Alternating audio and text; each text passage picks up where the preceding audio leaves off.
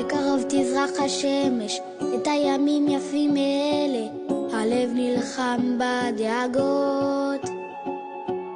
כולם יחזרו הביתה, שלום, שלום, שלום, שלום, שלום עלינו ועל כל ישראל ואמרו Amen et Amen. Baruch Hashem, je suis le pasteur Manathan Kiafad, aigle royal du ministère Arbre de Vie en Italie.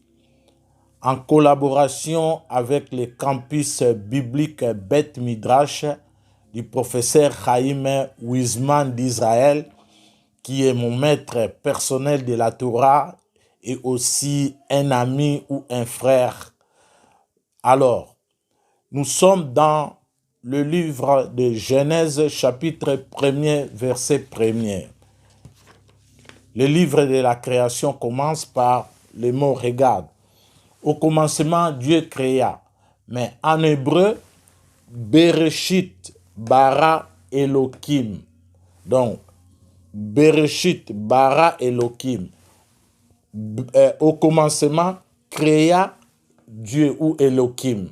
Alors, la première question que le professeur Chaim va nous expliquer, enseigner dans le contexte de cette étude, pourquoi le nom du Seigneur, le nom de l'Éternel, Elohim, apparaît en troisième position. Premier mot, deuxième mot, le verbe bara, et après le verbe bara, on voit le nom de l'Éternel. Elohim apparaît en troisième position. C'est ça la première question. Pourquoi? Et la deuxième question, nous allons poser aussi une question. Comment peut-on reconnaître l'identité d'une personne?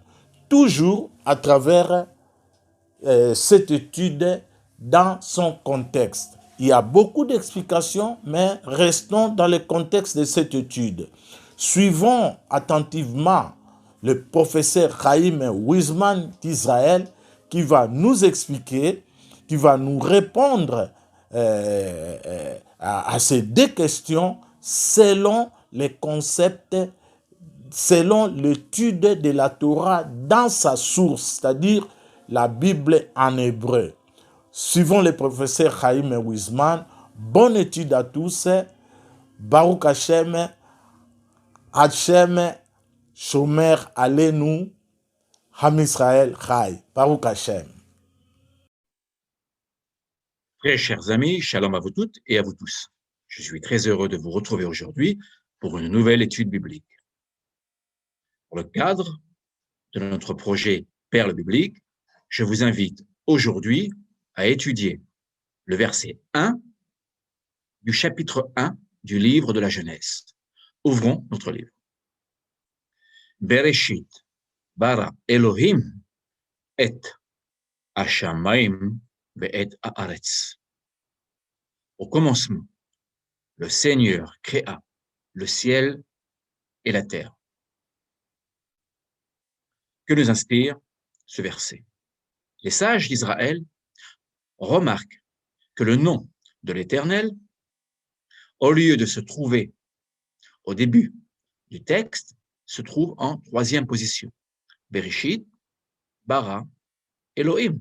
Et ils se sont donc posé la question de savoir pourquoi le nom de l'Éternel se trouvait à cette place et non pas en première position comme l'on aurait pu s'y attendre. On aurait dû, logiquement, avoir le Seigneur créa au commencement le ciel et la terre. Les sages, alors, en déduisent l'enseignement suivant.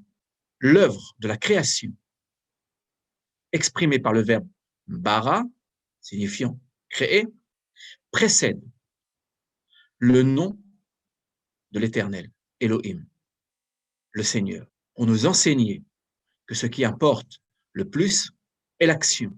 Le Seigneur, Elohim, se définit par sa création. Notre nom, le nom de l'homme, se définit par l'action. Nous pourrions dire d'une certaine manière je fais, donc je suis. Ainsi, si nous voulons connaître l'identité véritable d'une personne, il nous faut nous rapporter à ses actions.